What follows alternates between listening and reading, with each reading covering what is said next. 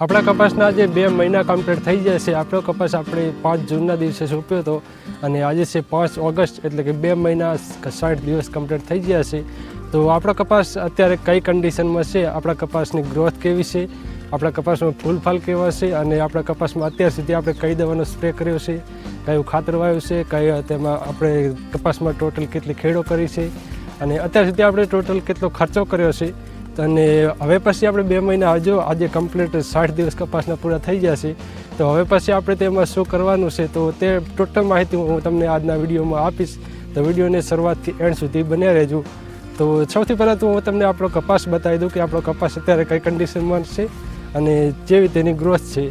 તો જો આપણો કપાસ અત્યારે આવડો કાંઈક થયો છે. પહેલાં તો હું તમને તેની હાઇટ બતાવી દઉં.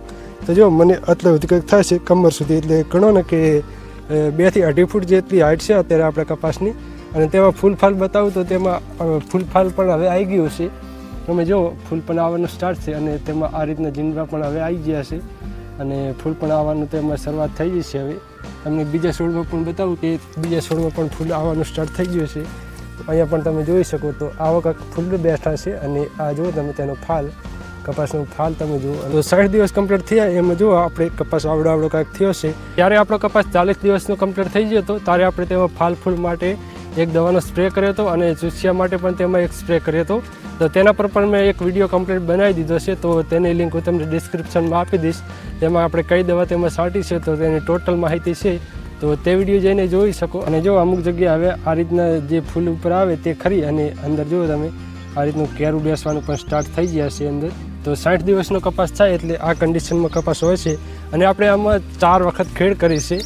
3 વખત અંદર દાંતા હાંકે કલ્ટિવેટર અને એકવાર રાપ હાંકી છે. તે 60 દિવસ તો કમ્પ્લીટ થઈ ગયા છે. તો અત્યારે જો તમને થોડું તેમાં નિંદામણ દેખાતું હશે, પરંતુ અત્યારે જમીન ભીની છે, થોડી વરસાદ આવેલો છે માથે, એટલે અત્યારે આપણે ખેડ ના કરાય નકે જુઓ તમે આ જમીન થોડી દબાઈ શકે. આમાં હવે આપણે એક ખેડ કરવાની છે અને પછી તેના જે થળિયા રહ્યા તેની જોડે આપણે પારી નાખી દેવાની છે. એટલે આપણે જ્યારે પણ કપાસ પાવો હોય ત્યારે સરળતા રહે, પાણી એકે બાજુ જાય નહીં અને કપાસ સરખી રીતે પીવે.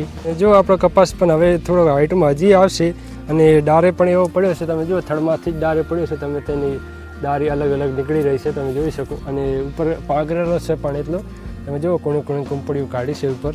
તો અત્યાર સુધી આપણે કપાસમાં ખર્ચાની વાત કરીએ તો 100,000 જેટલો ખર્ચો આપણે કર્યો છે. હજી તેમાં ખેડ આવી ગઈ, ટ્રેક્ટરમાં જે ડીઝલ યુઝ થાય તે ખેડ આવી ગઈ, પછી તેમાં કપાસનું બિયારણ આવી ગયું અને જે આપણે દવાનો સ્પ્રે કર્યો.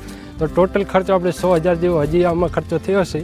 અને આપણે આમાં એક ખાતર પણ વાવ્યું છે. આમાં આપણે DAP 1846 જે આવે તે આમાં ખાતર વાવ્યું છે અને તેની સાથે 1 કિલોની બેગ વાવી હતી માઇકોરાજા.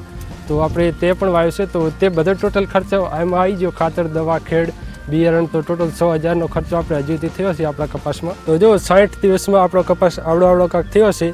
અને તમે પણ ખેતી કરી હોય તો તમે પણ મને કમેન્ટ કરીને જણાવજો કે તમારે પણ કપાસ કેવો છે. તો બસ આજની વિડીયો આપણે આટલા સુધી રાખીએ અને વિડીયો તમને ગમ્યો હોય તો વિડીયોને લાઇક કરી દેજો અને આપણી ચેનલને સબસ્ક્રાઈબ કરી દેજો આવા નવા વિડીયોઝ માટે. તો મળી જલ્દી નેક્સ્ટ વિડીયોમાં. ત્યાર સુધી જય હિન્દ, જય ભારત.